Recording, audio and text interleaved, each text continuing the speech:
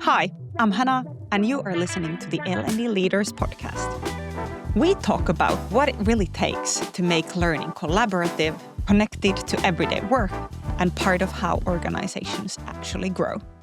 Today, we are looking at learning not as a department, but as a business architecture. And therefore, we want to look for answers for the questions like, how do you build a learning culture that actually sticks in a global, fast-paced tech organization?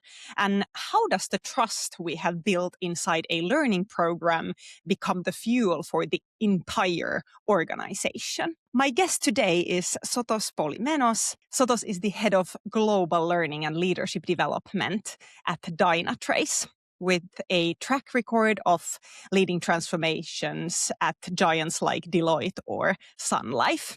Sotos, welcome to join this episode. It's great to be here. I'm very excited, and hi everyone. First of all, from Toronto, Canada. I would really love to hear more of your backgrounds and the core of your mission at Dynatrace today. Yeah, so I started my career in banking back home in Greece. After finishing my international business undergrad, I decided to look more into the psychology/behavior area of things. And that's when I had the opportunity to move to the United States. I went for a master's in organizational psychology, and then I did another master's in project management, focusing on learning technology implementation. So I started consulting in the US with Deloitte, then moved to Sun Life, which is a big insurer here in Canada and the US. And now I'm at Dynatrace, leading the global learning, enablement, and leadership development for the organization. Yeah, sounds good. Hey, I would like to get started with warming us up a bit. What's the best advice you have ever received in one sentence? I think the best one for me would be, don't forget your lucky stars. Don't forget to thank your lucky stars. Actually, it was my grandma who shared that with me. And it helps me ground myself. It helps me feel gratitude. It helps me protect my own humanity under stress. And also, it reminds myself and everyone, when I talk about it, that a lot of things come out of circumstance, right? Folks say you're able to architect your luck and all that. Of course, there are things you can do, but luck is a big, big factor. So being grateful for who has been around me, who has been my mentor, my coach, my leader at work, my teammates, my family outside of work, my parents, my friends, all these good things that usually we don't really think about when we're talking about success. This is where I thank my lucky stars. Wow, that's really, really, really heartwarming start. Thank you. Your career path has taken you through really big organizations, and that's quite a diverse journey, from consulting to insurance to high growth technology. What were the key turning points that shaped how you actually see corporate learning today?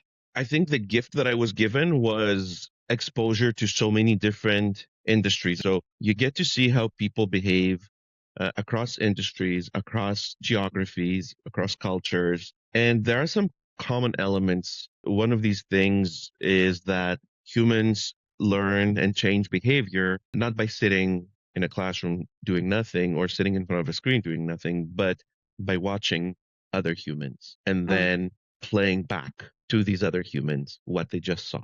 Another thing is that practice is always better than being passively there and listening and doing nothing. So again, what are the role plays, the reflections, the feedback that you get from your peers, right? Not your facilitator, but your peers. And how do we create a safe environment around that? So if you're asking me if there was one turning point in my career, I would say no. It was more or less kind of accumulating experiences in different contexts, different environments, and then coming up with my own, okay, this is how I'm supposed to do this moving forward. This is what I need to talk about moving forward. This is how people need to think about learning when they work with me. Yeah, you are already building the bridge to the social learning theme and your learning philosophy. You are a huge advocate for social learning, but we know that some leaders, some executives still feel that social sounds somehow soft or unpredictable. From your personal perspective, why is social learning so critical for building capability in a global organization?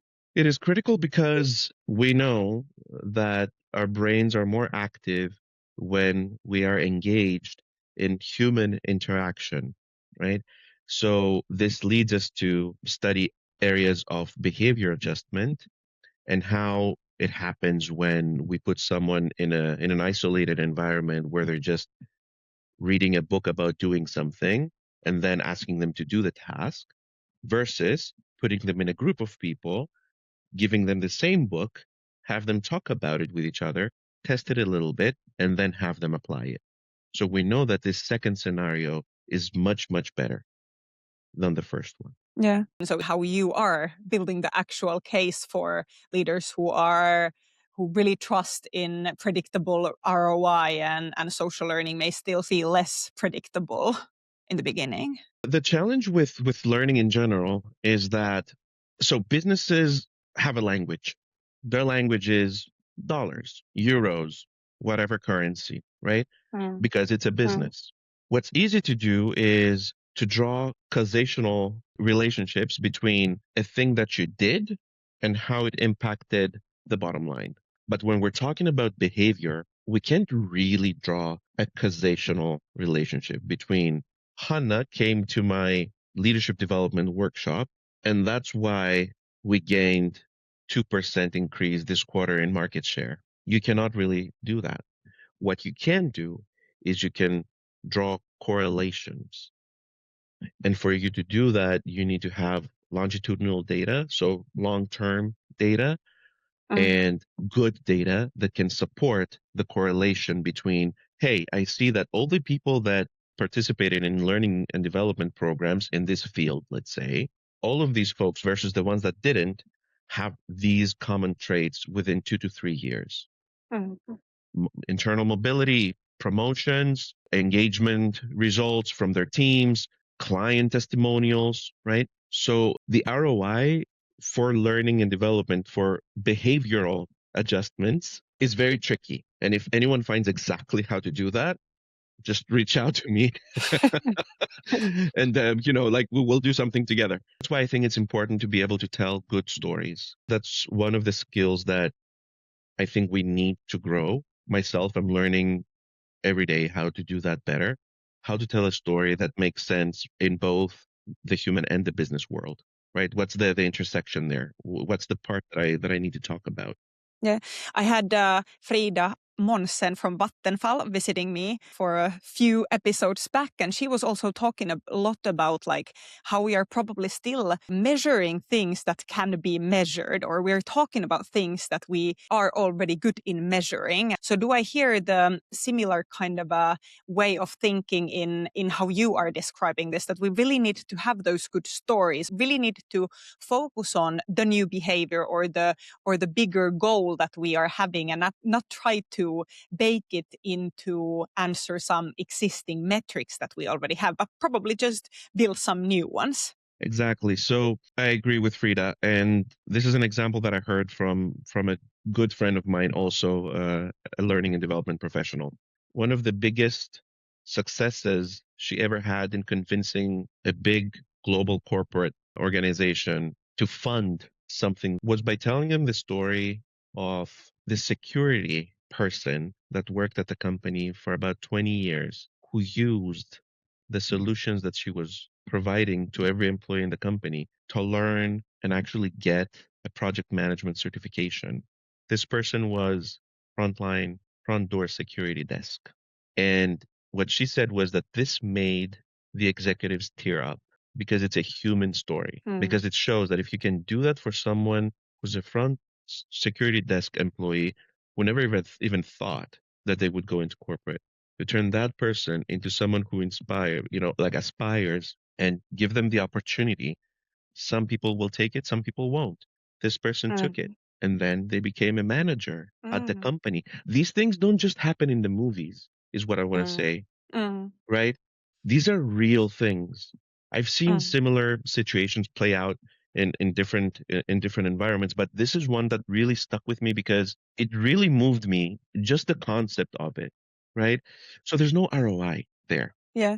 And there you definitely need to go beyond the activation rates. Exactly. And this is where you remember how we talked about the long-term data that's needed. And that's both quantitative data that you need, but also qualitative data, because the business cares about the quantitative, but the people care about the qualitative. So how do you marry the two?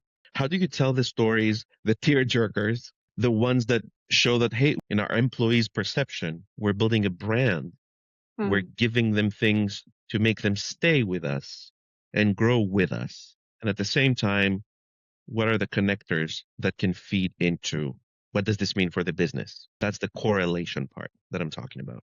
Yeah.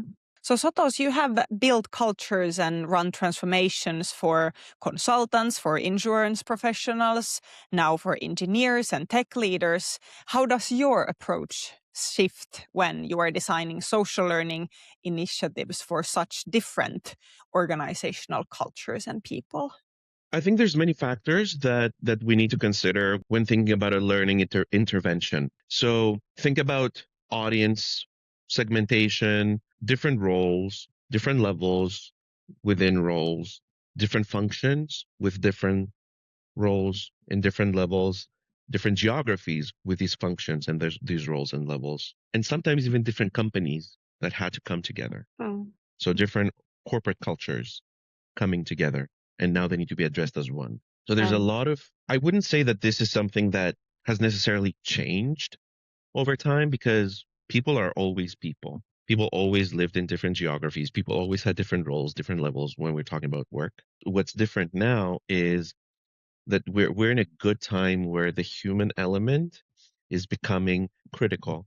The human experience is becoming critical in business with everything that we see going on with artificial intelligence. And how long did we go without mentioning 36 minutes without mentioning artificial intelligence on this podcast? So good job, Yes, both of definitely. us. Yep. When you can have immense amount of output, it's not the output that matters, it's the outcome that matters more. It's not the quantity that matters, it's the quality that matters. And that's where we need humans. Mm. If we translate that to the learning world, this is why we cannot, in good faith, say that I'm going to put Hannah in front of a screen for 3 hours. And after these 3 hours of watching videos, Hannah will know how to have difficult conversations. And Mhm. she will be really, really good at that. I can literally send her have a difficult conversation right after that. That's where the human element comes in. The social element comes in. The fact that you want to interact with not just the facilitator, but with your peers, other people that are your number one team at work. Your peer group is your number one group. How can we make that connection stronger? How can we make that social structure stronger? Yeah, I have realized how you are highlighting the importance of the peer group. Why is it so important, or what do you mean by that? I think so first of all, by peer I mean you are a director, other directors from the organization, but not only from within your function, but also outside of your function. People that otherwise you would have never connected with. Maybe these are the people that are going through the same challenges as you when it comes to behavior, when it comes to interactions, when it comes to delegation, when it comes to difficult conversations, providing feedback. Regardless of where you are in the company, if you're at a certain level, plus minus one, it's very likely that because you're dealing with humans, you're going to be dealing with very, very similar, if not the same challenges. So the strength, the magic that happens when you put people in a safe environment to actually play with each other, and when you create this healthy tension where you give them a question that they're not sure how to answer. And there's no right or wrong answers, Hmm. right? That's when it really builds these bonds. And that's where you start having a support system. Your support system is coming primarily from your peers. Yesterday, I was delivering a workshop to senior leaders, and actually, one of them told me exactly this. They said, after 5 minutes of self-reflection, they said, I'm still not sure how to answer this question. I'm still Mm. not sure, and I feel that I'm failing, and I feel that I'm sucking the air out of the room now just by saying that in a room of like 18 senior leaders. Yeah, but that person was ready to say that out loud. I think the key there is exactly that this person felt comfortable to say that. Imagine what kind of license this gives to everybody else in that room. And number two, immediately two people pinged this person privately, and then they said that I actually got two pings later in the session offering help. So Hmm. our jobs, part of our job as learning professionals is to actually reward, acknowledge these moments and say, you know what? It is a very difficult question. And thank you for sharing that with everyone. I'm sure that others are feeling the same. And that's why I'm giving it to you, because we are going to have a discussion around it now. So you see how social learning, the peer group, how everything comes together essentially to build a very solid experience. What we see is that the way we've come to design experience, like we iterate all the time, right? So we try different things and then we tell people that, hey, this time we're going to try something different compared to last quarter, right? This is going to be a longer session. Let us know how it went at the end. So when you make them part of the solution, so of the evolution of a learning experience, most people, again, normal distribution, right? Most people behaviorally are going to be in the mid and very engaged areas. So they're either going to give you some feedback or they're really going to be hands-on, very insightful, kind of like noticing everything to give you really good feedback at the end. So you see how people start feeling as a group, and you make yourself as a learning professional in the room. You're not the teacher, you're the guide. 15 to 20%, it's you talking. 80% is them talking to each other and doing and reflecting and trying things out and saying what scares them. That's the strength, the power, the magic power of social learning. Yeah. So you have already kind of touched upon how you are building those learning paths or facilitating and running those learning initiatives. I have been really amazed by your way of developing learning programs and engaging your leaders into the transformation or different development initiatives throughout your career. We are often asked within this podcast or within our L&D leaders community that could you share some of the best practices, or could your guest share some of the actual practices they are doing within their work? So could you just really in a practical level walk us through one of or some of your successful global cohort-based social learning activities or programs?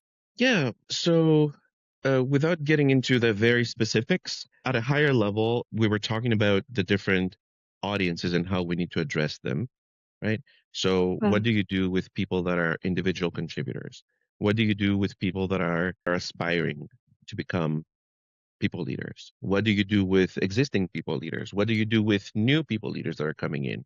What do you do with people that have been identified for executive track, right? So you start by thinking in this manner, and then the social aspect of it, it's a simple, in my opinion, it's a simple recipe. It's bring these people together, make sure you explicitly call out the psychological safety of this environment, make it a structural component of what you're building, base everything on real work, not just theory and the curriculum. Remember, 20% of talking about a framework, let's say a framework on managing change, 20% is that, and the rest of it is them bringing their own problem, breaking out into peer groups, peer breakout rooms, and discussing and getting feedback. You give them a structured approach for the breakout event where you have the listener, you have the speaker, you have the receiver, and then you have the observer. And then you set them up essentially to drive an interaction based on a real problem that they're bringing, regardless of level, of role, of function. This always works like a charm, and it's always one of the things where we see people ask for more. of that.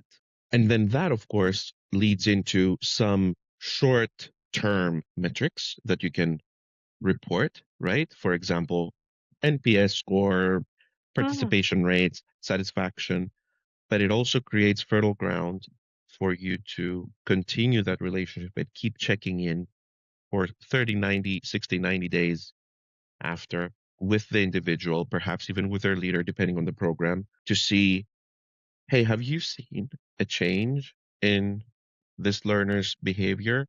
Or we ask the learner, hey, it's been 2 months. These are the key takeaways you learned. Have you used any of these? Yes or no? If no, what's stopping you? If yes, how did it go? So then we build a story around the behavioral change. Because again, there's no one KPI that will tell us that this manager is really good at negotiation. There's no metric to say that this particular leader is building psychologically safe environments. You can infer things from engagement surveys, which I don't know how many people take them. You can infer that by looking at how close this person is with their team. What are their peers saying about them, on top of what their leaders and their teams are saying about them? But essentially, you need the story around it. You need to ask the question and let them tell you the answer. And mm, sometimes an answer that says, no, I actually haven't used it, is more powerful than a success story where someone is using it and is perfectly fine and very mm, confident and changed their life because of a 3 month program. It's more realistic to say, I'm actually struggling with this a little bit because all good and fun in a safe environment where I can actually push myself. But in the real world, I'm seeing A, B, and C. Can you help me with those? That's when you start building again the relationship between the learning organization and the learning organization and the different parts of the organization, of the business, right through the different people. Focus on what we call the before, during, and after.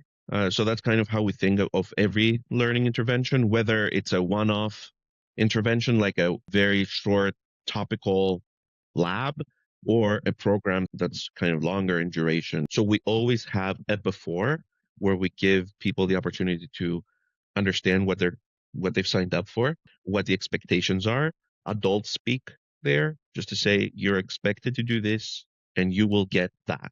Here's what this is, here's what this isn't, and give them a little bit of time to mm, reflect before coming in. Then there's the during where we have when they're in the actual learning intervention, we can engage them either synchronously, so when we're in the classroom or on a Zoom call with all of them, but also give them the opportunity to interact with each other asynchronously.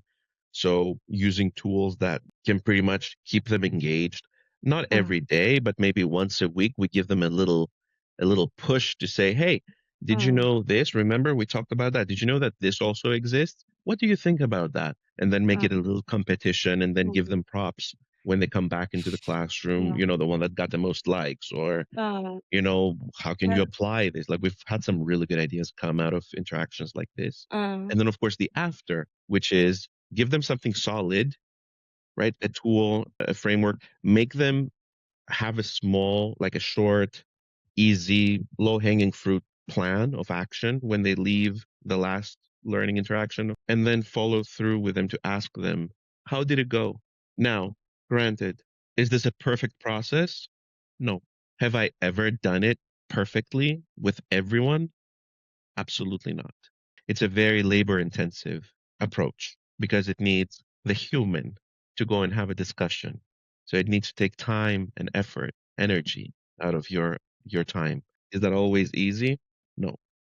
So how do I identify the right people, the right participants to actually demonstrate that kind of value if we cannot do it with everyone? What are these high priority groups that we can do it with, that we can then take a more focused approach? Because we won't be able to do it with the entire organization. But if there's a transformation happening with Department X, let's work with a subgroup. Let's work with a group of 12 people from this department, do it and follow through and see what they're telling us, because that's going to build a success story. Building the success story will then help us advertise what we're doing, will help the business see the value, and will help us draw requirements. We'll say, Yeah. we did it with 12 people. If we want to do it with 24 people, this is what it means. If we want to do it with 50 people, this is what it means, right? Drawing the requirements based on the success story. Yeah. So thus, when you have been like moving from one organization to another, how has it, like this kind of a way of working, how has it resonated with these different organizations, or how ready have they been to really take in these new practices and start seeing learning as such a transformative process or longer term initiative rather than those like one-offs? I don't think there's been any organization where I went to and they said from the beginning, yes, absolutely, we understand what you're saying. And it's always been Mm. like a sales process where you have to set up an environment to allow for little nuggets to start shining through. And then you're pointing at those nuggets and you're saying, hey, did you see this little gold Mm. nugget? That's pretty shiny, isn't it? Oh, did you see that little Mm. gem over there? Huh. Could we dig a bit more? So, what I like to call this is create the demand center around learning or make learning the demand center, which means that you move from a push to a pull. An ideal world for learning, for any learning professional, is Mm. to have people lining out their door asking for support. How do we do that? How do we go to that from where most learning organizations are today, which is the order taker, which is people maybe lining up at your door, but not to ask for help, but to tell you what to do. How do we Mm. create that? And again, it's all about the story. It's all about finding the right people to test it with, drawing requirements, creating trust, and calling out the human elements of the behavioral elements that are going to drive the business goal. And have there been times where I failed? Absolutely. Mm. There have been times where this didn't sell. What did we learn from a failed sales pitch? What did we hear? Let's go back to them and ask them, hey, why did you say no to this? Like, I want to understand what would make you say yes. That's kind of an approach. And of course, it's a muscle, right? People are not used to doing that. People, when they hear no, usually they shut down and they're like, okay, I'm not going to talk to Mm. Hannah again Mm. because she said no. I completely Mm. failed when I tried to tell her about my idea, so I'm not going to do that. It's a completely different process where you're saying, you know what? Thank you for saying no. I would love to Mm. hear your feedback and I would love to steal some time away from you to talk about how we can make this better. What would have made you say yes? Mm.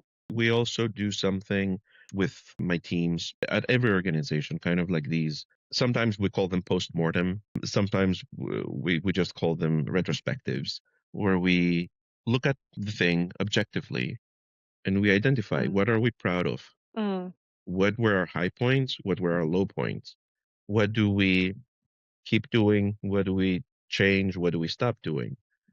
In a very honest, let's look at it from above altogether. It's not Mm. your leader and the team. It's one team looking at one set of Mm. data and Yeah. drawing insights together. That's another way of working that really helps infuse this testing and learning from our failures and our successes, of course.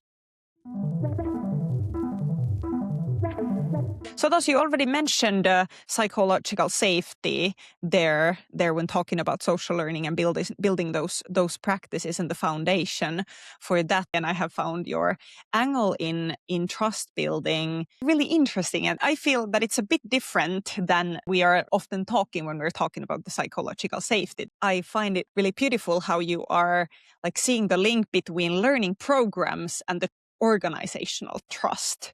So, how does trust inside a learning cohort translate to trust in the wider organizational context from your perspective?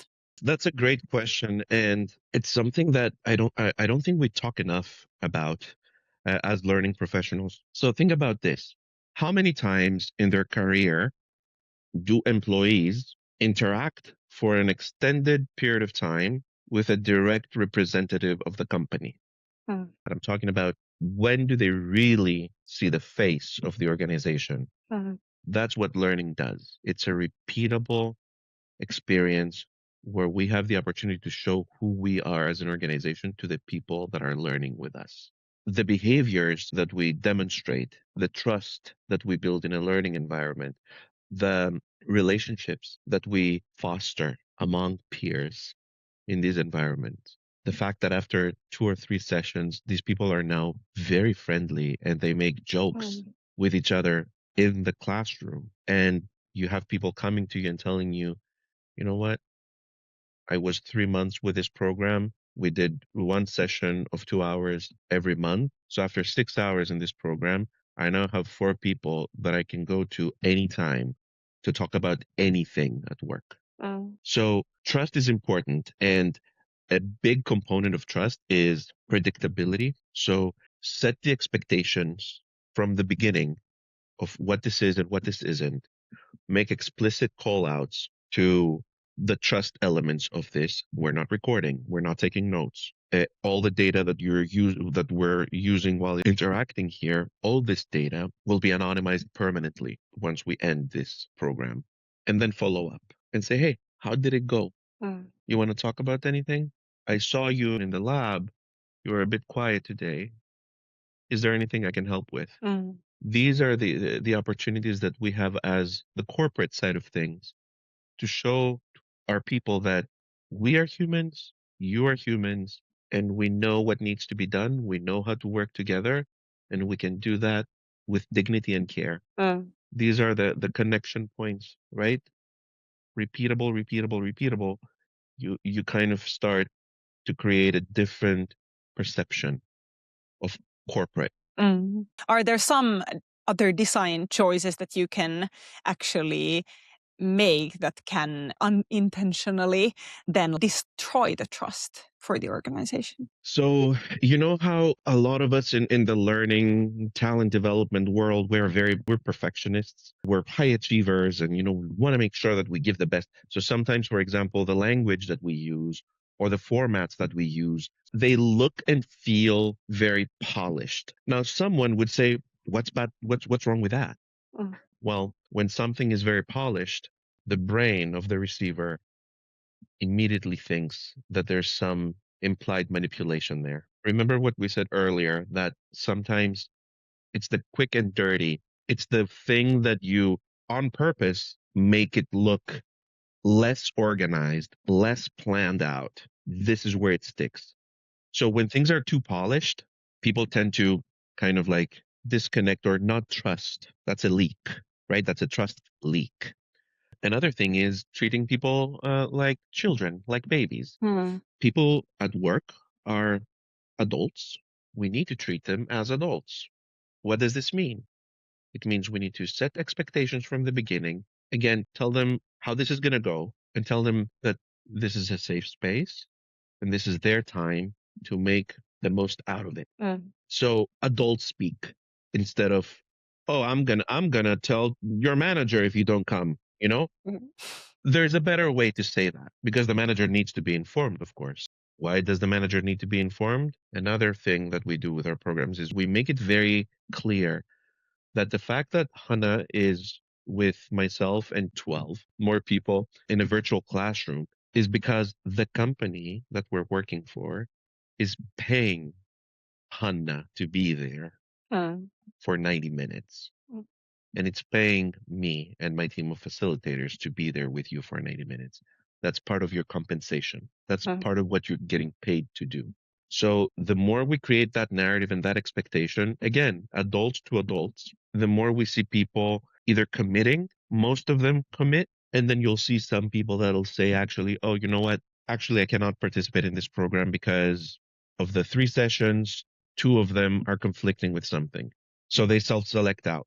And then we welcome that and we say, thank you for saying that. Let's see. When the next one comes, do you want us to let you know when the next, quarter launches? Yeah, definitely. And I found that really interesting how you were describing the way we are actually building those learning programs really polished. And I also think that that's quite close to how at least I am now looking at all of the content created with AI. I feel that my brain is kind of getting lazy to read of all of these like really polished AI like created content pieces, and probably that also comes to learning, like what am I learning with just like discussing with my own ChatGPT, or reading these slide documents that someone has just created with AI. So it's interesting.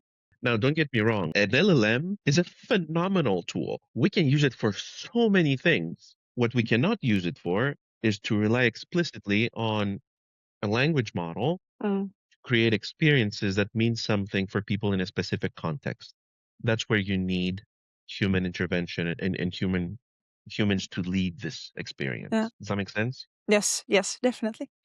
Definitely it does. I think that we have touched upon so many perspectives on social learning, collaboration, and performance development as well. But I think that there is also, I think that every one of us has like some experience on where some team really clicked when they were learning together. And I think that it's not always easy to say what actually happened or what really caused the change. But could you share some of your success stories when you really saw some global team changing their performance or changing their ways of working when learning together?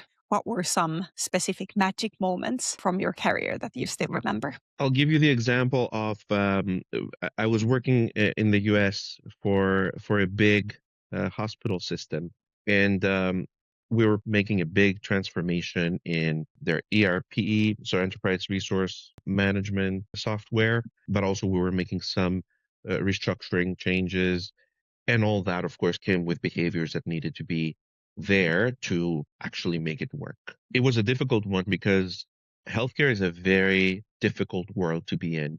The people that we were working in, of course, we had, the corporate side, and then we had the actual hospital folks. We're talking about nurses, EMTs, like doctors, right? So these people are in high pressure, high risk environment.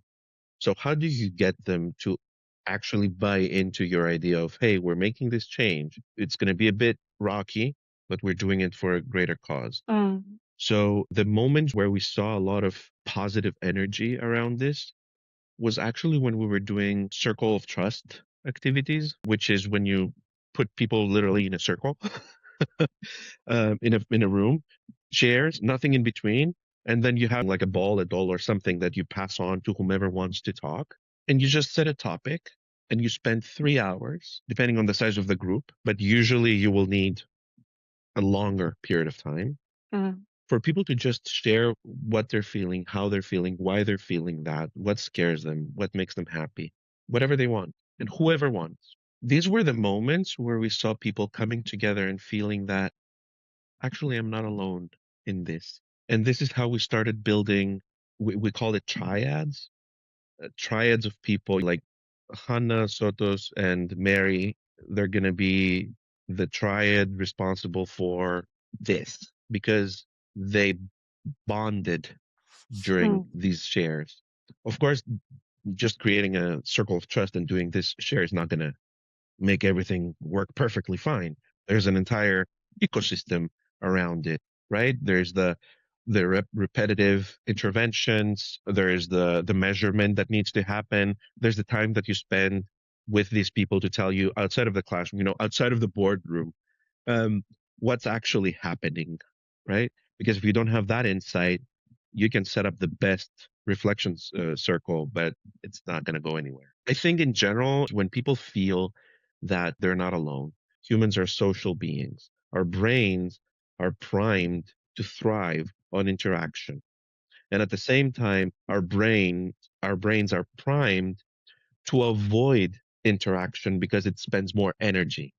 Mm. How can we how can we trick the brain to actually want to go for more interaction?